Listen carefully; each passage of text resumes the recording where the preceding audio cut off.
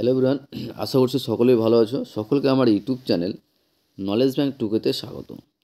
আজকে আমি তোমাদের হাই মাদ্রাসা টেস্ট পেপার 2024-25-এর পেজ 173 ম্যাথামেটিক্সের 2 মার্কের 4 দাগের যে সমস্ত কোশ্চেন আছে সে সমস্ত কোশ্চেন নিয়ে আমি আজকের ভিডিও আলোচনা করব।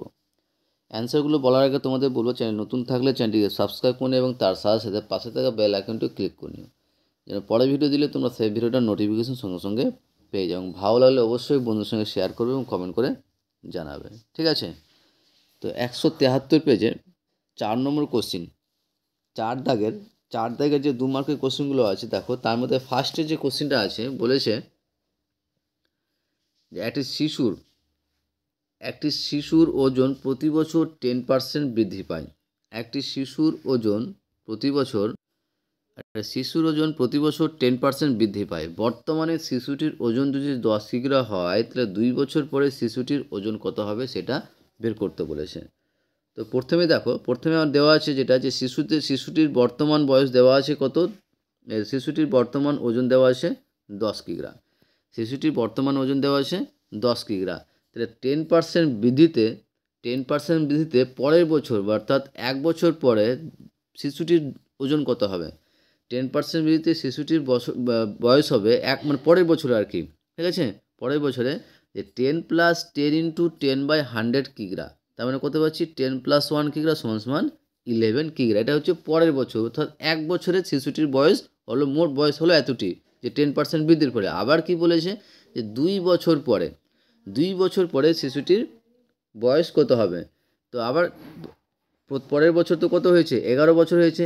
11 বছরের ওপর আবার কত পার্সেন্ট বৃদ্ধি পাচ্ছে, 10% বৃদ্ধি পাচ্ছে।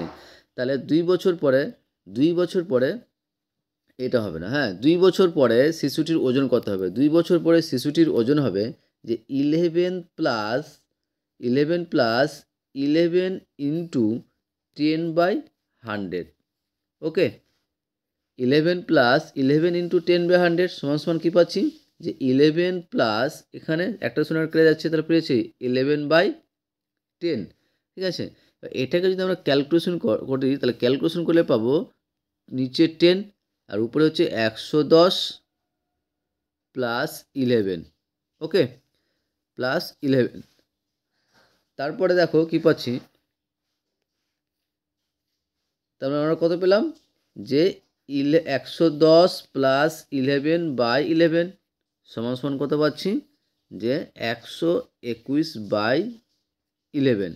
এটা যদি ক্যালকুলেশন ভাগ করতে যাই পাবো, তাহলে কি পাবো, নিচে 10, হ্যাঁ 10, তাহলে কত পাবো যে 12.1। তাহলে 2 বছর পরে শিশুটির বয়স হবে 12.1, ঠিক আছে? এর আনসারটা এটা হবে, 22 কিগ্রা হবে না, হ্যাঁ। তারপরে 2 নম্বর কোশ্চেন দেখো, 2 নম্বর কোশ্চেন বলেছে যে এ এবং বি কোনো ব্যবসায় 1050 টাকা লাভ করে। এ এবং বি কোনো ব্যবসায় মোট ক টাকা লাভ করে? 1050 টাকা লাভ করে। এ এর মূলধন 900 টাকা এবং লাভ্যাংশ 630 টাকা। তাহলে বি এর মূলধন কত? তার মানে যে ব্যবসায় মোট লাভের পরিমাণটা দেওয়া আছে, যে কতটা লাভ করেছে, তার মধ্যে এ এর মূলধন দেওয়া আছে এবং লাভ্যাংশ দেওয়া আছে, মানে এ কত টাকা লাভ করেছে সেটা দেওয়া আছে। বি এর মূলধনটা বের করতে বলেছে। তো প্রথমে দেখো, যে এ ও বি এর মোট লাভ দেওয়া আছে কত? 1050 টাকা। এ ও বি এর মোট লাভ 1050 টাকা দেওয়া আছে। তাহলে এর লাভ দেওয়া আছে, এর লাভ্যাংশ দেওয়া আছে কত? 630 টাকা। তাহলে বি এর লাভটা কত থাকবে? যে মোট টাকা থেকে এ লাভটা বাদ দিলে পেয়ে যাবো, কত পেয়ে গেলাম? 420। ওকে, এবার এ ও বি এর লাভের অনুপাতটা কী পাবো? 630:420। কাটাকাটি করলে ক্যালকুলেশন করে আমরা কী পাবো? 3:2 পাবো, ঠিক আছে? কারণ 21 দিয়ে কাটছি, 3 × 21 = 63 আর 21 দিয়ে 42। তাহলে এ ও বি এর লাভের অনুপাত পেয়ে গেলাম কত? 3:2। এবার আমরা ধরলাম যে বি এর মূলধন হচ্ছে কী বলতো, এক্স টাকা, আর এ এর মূলধন দেওয়া ছিল কত? 900 টাকা। তাহলে এ ও বি এর মূলধন অনুপাত কী পাবো? এ ও বি এর মূলধন অনুপাতটা পাবো, সেটা হচ্ছে 900:x, 900:x। আর শর্তানুসারে, কারণ মূলধনের অনুপাত এবং লাভের অনুপাতটা সবসময় কী হয়? সমান হয়। তাহলে শর্তানুসারে কী লিখতে পারবো? তাহলে শর্তানুসারে পাবো আমরা 900/x = 3/2, 900/x ইজিক্যাল টু 3/2 বা 3x সমান কী পাচ্ছি তাহলে 900 গুণিত 2, তাহলে x সমান কী পাচ্ছি 900 গুণিত 2/3, তাহলে কাটাকাটি করলে কী পাবো 300, তাহলে মানে 3 2 6 মানে 600 টাকা। তাহলে অতএব বি এর মূলধন কত হয়ে গেল, বি এর মূলধন হয়ে গেল 600 টাকা। ওকে, 3 নম্বর কোশ্চেন দেখো, 3 নম্বর কোশ্চেন বলেছে যে সরলতম মান নির্ণয় করো, সরলতম মান নির্ণয় করতে বলেছে। দেওয়া আছে 3√48 মাইনাস 4√75 প্লাস √192, ঠিক আছে। তাহলে এবার দেখো আমরা বাইরে 3 আছে থাকলো, ভিতরে যে 48 আছে সেই 48কে আমরা ভাঙলাম, কী করে ভাঙলাম, এই যে লসাগু করে। দেখো এই যে 48 এখান থেকে ভাঙছি, যে আবার কত হবে 24 2 48, 12 2 24, আবার 2 দিয়ে দিলে কি হবে 6 দিয়ে 12, আবার 2 দিয়ে দিলে 3 2 6, ঠিক আছে। তাহলে দেখো 48-এর পরিবর্তে কী পাচ্ছি 2 গুণিত 2 গুণিত 2 গুণিত 2 গুণিত 3, মানে 4টা 2-এর গুণফল, 4টা 2-এর গুণফল আর একটা 3, তার মানে কি একটু গুণ করে কী পাবো 48 পাবো। আর একই রকমভাবে আমরা 75কে ভেঙে পাচ্ছি কী বলো তো 3 × 5 × 5, মানে 3 পঁচিশে 75 বা 5 পনেরো 75।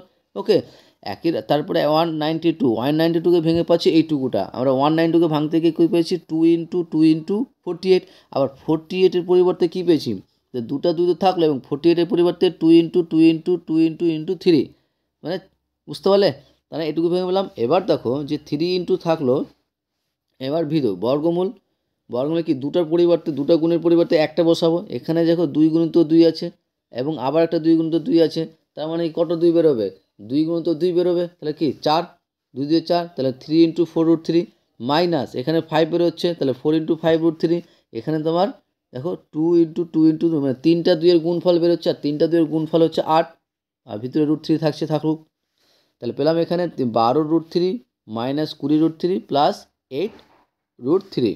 ওকে, তাহলে 12 থেকে এই মাইনাস প্লাস 12√3 এবং প্লাস 8√3 সমান হচ্ছে কি প্লাস 20√3, আর মাইনাস 20√3 আছে, কাটাকাটি করলে কী পাবো 0, তাহলে আমার এটা অ্যান্সার হয়ে যাচ্ছে কী বলো তো 0। ওকে, তারপরে নেক্সট কোশ্চিন দেখো, 4 নম্বর কোশ্চিন বলেছে যে x/y = 3:4 হলে, x/y = 3:4 হলে 3y - x = 2x + y এর মান নির্ণয় করো। তো প্রথমে আমরা দেখো যে অনুপাতটা দেওয়া আছে কি x/y = দেওয়া আছে 3:4, তো এই ধরনের অঙ্কগুলো কীভাবে করবে একবার ভালো করে দেখে নাও, খুব ইম্পর্টেন্ট অঙ্ক। হ্যাঁ, যে x/y = দেওয়া আছে 3:4, তো ধরে নিলাম যে x = হচ্ছে 3k এবং y = হচ্ছে 4k, এই অনুপাতটার উপর ভিত্তি করে যে x এর মান ধরে নিলাম 3k এবং y এর মান ধরে নিলাম 4k। এবার অনুপাতটা যেটা বের করতে বলেছে সেই জায়গাটায় বসাবো, অনুপাতে কী আছে দেওয়া, মান বের করতে বলেছে 3y - x = 2x + y এর মান বের করতে বলেছে। তাহলে আমরা এই অনুপাতটাকে কী আকারে লিখতে পারবো, বাই আকারে লিখতে পারবো, যে 3y - x by 2x + y, ঠিক আছে। এবার মান বসাচ্ছি যে 3 × y এর মান 4k মাইনাস x এর মান 3k, 2 × 3k + 4k, তাহলে উপরে কী পাচ্ছি দেখো, উপরে পাচ্ছি 12k - 3k by 6k + 4k। ওকে, তারপরে তাহলে 12 থেকে 3 বাদ দিলে কত 9, আর 6 + 4 যোগ করলে 10, আর কে কেটে যাচ্ছে, তাহলে অ্যান্সার হয়ে যাবে কত 9/10, অর্থাৎ 9:10। ওকে, তারপরে 5 নম্বর কোশ্চিনে কী বলেছে দেখো, 5 নম্বর কোশ্চিনে বলেছে যে কোনো বৃত্তের ব্যাস AB এবং C পরিধির উপর অবস্থিত একটি বিন্দু, কোনো বৃত্তের ব্যাস AB এবং C ওই পরিবৃত্তের উপর যে কোনো একটা বিন্দু, যদি বৃত্তের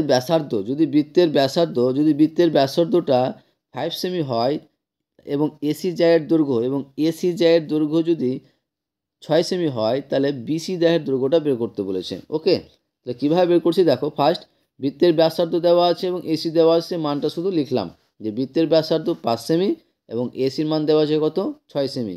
এবার দেখো আমরা সমকোণী ত্রিভুজ AOC থেকে পাই, এই সমকোণী ত্রিভুজ AOC থেকে পাই কি পিথাগোরাস উপপাদ্য লিখতে পারবো, সে পিথাগোরাস উপপাদ্যটা কী বলো তো, যে A O square is equal to AC square minus OC square. তাহলে এ ও সমান কী পাবো, রুট ওভার এসি স্কোয়ার, আর এসি মান হচ্ছে 6 আর ওসির মান কত 5। তাহলে ক্যালকুলেশন কত পাচ্ছি, √11 পাচ্ছি। ঠিক আছে, √11 পাচ্ছি। তাহলে এ ওর মান পেয়ে গেলাম √11। আবার বলে দিয়েছে এও সমান সমান ওবি, এও সমান সমান কি, এও সমান সমান হচ্ছে ওবি। তাহলে আবার সমকোণী ত্রিভুজ ওসিবি থেকে পাই, ওসিবি থেকে কি পাবো, যে বিসি সমান সমান root over OC square plus OB square, OC square plus OB square, আর ওসির মান হচ্ছে 5 আর ওবির মান কত √11, তা √11 তার স্কোয়ার, তাহলে কি পাচ্ছি 25 + 11 সমান সমান হচ্ছে √36 সমান 6 সেমি। তাহলে বিসি যার দৈর্ঘ্য কত পেয়ে গেলাম, বিসি যার দৈর্ঘ্য কী হবে 6 সেমি হবে।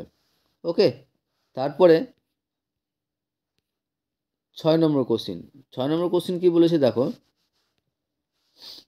যে কোনো রম্বসের কর্ণদ্বয়ের দৈর্ঘ্য যথাক্রমে 12 সেমি ও 16 সেমি। অর্থাৎ একটা রম্বস আঁকলাম, সেই রম্বসের তোমার এসি এবং বিডি এই দুটো কর্ণের দৈর্ঘ্যের দেওয়া আছে, যেখানে 12 সেমি ও 16 সেমি হলে রম্বসের একটি বাহুর দৈর্ঘ্য নির্ণয় করো।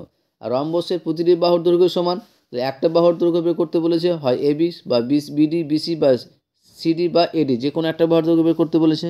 প্রথমে দেখো আমাদের এখানে এসি সমান কি দেওয়া আছে, এসি সমান দেওয়া আছে 12 সেমি, এসি সমান দেওয়া আছে 12 সেমি। তাহলে অতএব এও সমান সমান কী পাবো, এসি যদি 12 সেমি হয় তাহলে এইটুকুর মানটা কী পাবো, এইটুকুর মান কী পাবো, যে পুরোটা থেকে হাফ ভাগ করলে পেয়ে যাব, পুরোটাকে যদি আমরা 2 দিয়ে ভাগ করে দিই তাহলে এও এর মান পেয়ে যাব, এও বা ওসির মান পেয়ে যাব। ঠিক আছে, তাহলে এও সমান সমান হচ্ছে হাফ ইন্টু এসি সমান কত পাচ্ছি 6 সেমি। একই রকমভাবে বিডি বিডি বিডি সমান সমান কত দেওয়া আছে 16 সেমি, তাহলে ওডি কত পাবো, হাফ ইন্টু বিডি, তাহলে কত পাচ্ছি 8 সেমি। তাহলে এ ওর মান পেয়ে গেলাম এবং ওডির মান পেয়ে গেলাম, মানে কার কার মান পেলাম বলো তো, যে এও পেলাম আর ওডি পেলাম। আর এটা একটা কি সমকোণী ত্রিভুজ না, তাহলে সমকোণী ত্রিভুজের ক্ষেত্রে কি অতিভুজ স্কোয়ার সমান লম্ব স্কোয়ার প্লাস ভূমি স্কোয়ার করতে পারি এখানে, তাহলে সেই জিনিসটাই করবো। তাহলে সমকোণী ত্রিভুজ এ ও ডি থেকে পাই, সমকোণী ত্রিভুজ এওডি থেকে পাই কি এডি স্কোয়ার সমান এও স্কোয়ার প্লাস ওডি স্কোয়ার। তাহলে এডি স্কোয়ার মানে কি 6 স্কোয়ার প্লাস 8 স্কোয়ার, কারণ আমরা এ এর মান এবং ওডির মান পেয়ে গেছি। তাহলে এডি সমান কি √ 36 + 64 সমান সমান কত, √ 100 সমান কত 10।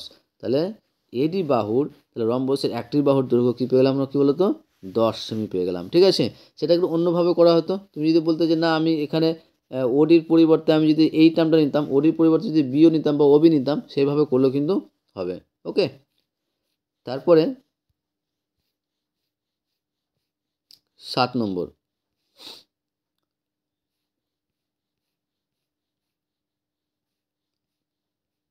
9 নম্বরটা আগে বলে দিই। 9 নম্বরটা দেখো, যে একটি স্তম্ভের ছায়ার দৈর্ঘ্য ও স্তম্ভের উচ্চতার অনুপাত √3:1 হলে সূর্যের উন্নতি কোণ নির্ণয় করো। একটি স্তম্ভের ছায়ার দৈর্ঘ্য ও স্তম্ভের উচ্চতার অনুপাত দেওয়া আছে 3:1 হলে সূর্যের উন্নতি কোণ বের করতে বলেছে। এটা অঙ্ক অ্যান্সার হবে 60। ঠিক আছে, আর এই অঙ্কটা দেখো যে অলরেডি সেট 2 অর্থাৎ দ্বিতীয় নম্বর স্কুলের 166 পেজের 4-এর 11 নম্বর অঙ্কটা একদম সেম অঙ্ক। ঠিক আছে, আর এই অঙ্কটা কিন্তু অলরেডি আমার আগের ভিডিও করে দেওয়া হয়ে গেছে, তোমরা আমার 2 নম্বর সেটের যে সলিউশন সেটের ভিডিওটা দেখে নিলে সেখানে কিন্তু এটা তোমরা পেয়ে যাবে। ঠিক আছে, 4-এর 11 নম্বর অঙ্কটা একদম সেম অঙ্ক, সেখানে দেখে নিবে। তারপরে আমরা আসি 8 নম্বর অঙ্কে। 8 নম্বর অঙ্কটা কী দেওয়া আছে দেখো, 8 নম্বর অঙ্ক বলা আছে যে sin a + b = 1 এবং cos a - b = 1 হলে a ও b এর মান নির্ণয় করো।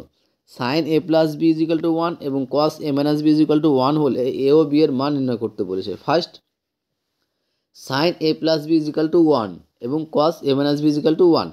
এবার দেখো sin a + b থাকলো, এবার 1-এর পরিবর্তে আমরা লিখতে পারবো sin 90 ডিগ্রি, কারণ sin 90 ডিগ্রির মান হচ্ছে তোমার কী বলো তো 1। তাহলে sin কেটে যাচ্ছে, পড়ে থাকছে কি a + b সমান কত 90 ডিগ্রি, এটাকে 1 নম্বর সমীকরণ দিয়ে দাও। একই রকমভাবে এখানে 1-এর পরিবর্তে কী লিখতে পারো cos 0, কারণ cos 0-এর মান হচ্ছে 1, তাহলে cos কেটে যাচ্ছে, তাহলে কী পাচ্ছি a - b = 0। এবার কী করছি আমরা 1 আর 2 যোগ করে পাই, যদি 1 আর 2 যোগ করে দিই অর্থাৎ 1-এর বাম পক্ষ এবং 2-এর বাম পক্ষের সঙ্গে যোগ এবং 1 এবং 2-এর ডান পক্ষের সঙ্গে যোগ, তাহলে এই সেখানে কী পাচ্ছি a + b, আর এখানে পাচ্ছি a - b plus a - b = 90 + 0। তাহলে b কেটে যাচ্ছে, তাহলে 2a সমান কি 90, তাহলে a সমান কত পাচ্ছি 45 ডিগ্রি। তাহলে যে কোনো একটা সমীকরণে এবার এ এর মানটা বসিয়ে দাও। তো 2 নং সমীকরণে আমরা এ সমান 45 বসিয়ে পাই। এখানে এ প্লাস বি সমান 90 ডিগ্রি দেওয়া আছে, তাহলে এর মান 45 প্লাস বি ইকুয়াল 90, তাহলে বি সমান কী পাবো 90 মাইনাস 45 সমান 45 ডিগ্রি। তাহলে এ ও বি এর মান কী পেলাম আমরা এখানে 45 ডিগ্রি পেয়ে গেলাম। ওকে, তারপরে 10 নম্বর কোশ্চেন দেখো। 10 নম্বর কোশ্চেনে বলেছে যে একটি লম্ববৃত্তাকার শঙ্কুর উচ্চতা 12 সেমি, আয়তন 100 পাই ঘন সেমি, শঙ্কুটির ব্যাসার্ধের দৈর্ঘ্য নির্ণয় করতে বলেছে। লম্ববৃত্তাকার শঙ্কুর উচ্চতা দেওয়া আছে, আয়তন দেওয়া আছে, শঙ্কুটির ব্যাসার্ধের দৈর্ঘ্য নির্ণয় করতে বলেছে। তো আমরা ধরলাম লম্ববৃত্তাকার শঙ্কুর ব্যাসার্ধ হচ্ছে আর এবং উচ্চতা হচ্ছে 12 সেমি দেওয়া আছে। উচ্চতা হচ্ছে এখানে কিন্তু পাই আর স্কোয়ার এইচ হবে, হ্যাঁ। যেটি লম্ববৃত্তাকার শঙ্কুর ব্যাসার্ধ হচ্ছে 8 সেমি এবং উচ্চতা যদি 12 সেমি হয়, এবং উচ্চতা যদি 12 সেমি হয়, তাহলে শঙ্কুটির আয়তন কি হবে 1/3 পাই আর স্কোয়ার এইচ। ঠিক আছে, 1/3 পাই আর স্কোয়ার এইচ। যে শঙ্কুটির ব্যাসার্ধ আর এবং উচ্চতা যদি 12 একক হয়, তাহলে আয়তন হবে 1/3 পাই আর স্কোয়ার এইচ। তাহলে এখানে যদি আমরা ক্যালকুলেশন করতে যাই যে 1/3 পাই আর স্কোয়ার থাকলো ইন্টু এইচ, এইচ মানে কত 12 সমান কী পাচ্ছি 3 4 12, তাহলে কত পাচ্ছি 4 পাই আর স্কোয়ার। ঠিক আছে, এই টার্মটা আমি লাস্টে এখানে কিন্তু করেছি। ঠিক আছে, শর্ত কী দেওয়া আছে যে এই যে আয়তনটা পেলাম, এই আয়তনটা কিন্তু দেওয়া আছে কত 100 পাই দেওয়া আছে, যে 1/3 পাই আর স্কোয়ার এইচের মান দেওয়া আছে কত 100 পাই। তাহলে এখানে দেখো যে পাই কেটে যাচ্ছে, তাহলে আর মানে এইচ আর স্কোয়ার, এটা আর স্কোয়ার আছে, হ্যাঁ। তাহলে এইচ আর স্কোয়ার সমান কি 3-এর সঙ্গে 100 গুণ, তাহলে এইচ আর স্কোয়ার সমান কী পাচ্ছি 3 ইন্টু 100। তাহলে আবার এইচের মান দেওয়া আছে কত 12, তাহলে 12 আর স্কোয়ার সমান কি 3 ইন্টু 100, তাহলে আর স্কোয়ার সমান কী পাচ্ছি 3 ইন্টু 100/12, তাহলে কাটারি করে পাচ্ছি কত 25। তাহলে অতএব আর এর মান কী পাবো, আর এর মান পেয়ে যাবে তোমার 5। তাহলে শঙ্কুর ব্যাসার্ধ কত হয়ে যাবে 5 সেমি হয়ে যাবে। আশা করছি বুঝতে পেরেছো। তারপরে নেক্সট কোশ্চিন 11 নম্বর কোশ্চিনটা দেখো। 11 নম্বর কোশ্চিন বলেছে যে একটি লম্ববৃত্তাকার চোঙের ভূমির ব্যাসের দৈর্ঘ্য 12 সেমি, একটি লম্ববৃত্তাকার চোঙের ভূমির ব্যাসের দৈর্ঘ্য 12 সেমি এবং উচ্চতা 21 সেমি হলে, একটি লম্ববৃত্তাকার চোঙের ভূমির ব্যাসের দৈর্ঘ্য 12 সেমি এবং উচ্চতা 21 সেমি হলে চোঙের পার্শ্বতলের ক্ষেত্রফল বের করতে বলেছে। তো চোঙের পার্শ্বতলের ক্ষেত্রফল সেটা হচ্ছে 2 পাই আর এইচ। ঠিক আছে, এখানে যেটা কী কী দেওয়া আছে, ভূমির ব্যাসের দৈর্ঘ্য দেওয়া আছে। যে লম্ববৃত্তাকার চোঙের ভূমির ব্যাসের দৈর্ঘ্য যদি 12 সেমি হয়, তাহলে ব্যাসার্ধ আমরা কী পাবো, ব্যাসার্ধ পাবো তার অর্ধেক।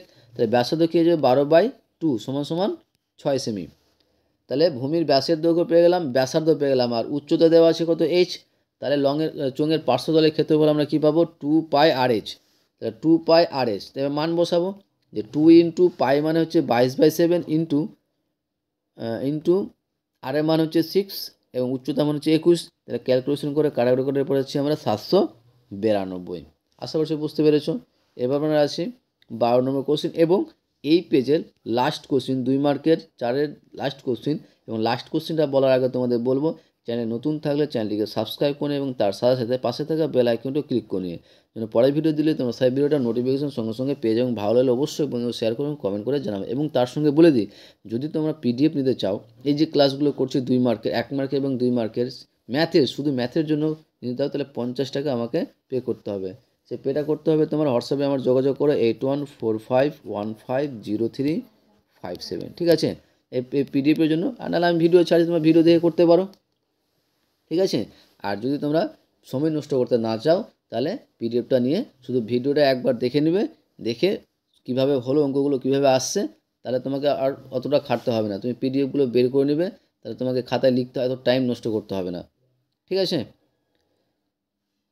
লাস্ট কোশ্চিন বলে দিই। লাস্ট কোশ্চিন বলেছে যে ঊর্ধ্বক্রমানুসারে সাজানো 50টি পদ বিশিষ্ট একটি রসিতত্ত্বের 25তম পদ দেওয়া আছে 57। ঊর্ধ্বক্রমানুসারে সাজানো 50টি পদ বিশিষ্ট একটি রাশিতত্ত্বের 25তম পদ দেওয়া আছে 57 এবং মধ্যমা দেওয়া আছে 59.5 হলো 26তম পদটি নির্ণয় করো। এখানে দেখো যে ঊর্ধ্বক্রমে সাজানো কটি পদ বলেছে, 50টি পদ বলেছে। কটি পদ? 50টি পদ বলেছে। তাহলে 50টি পদটা কি? অবশ্যই এন এর মান কি এখানে জোড় সংখ্যা পড়ছে। এন মানে 50 মানে কি জোড় সংখ্যা।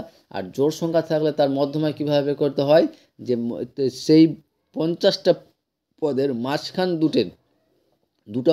দুটার পদের যোগফলকে অর্ধেক দিয়ে ভাগ করলে আমরা মধ্যমা পাবো।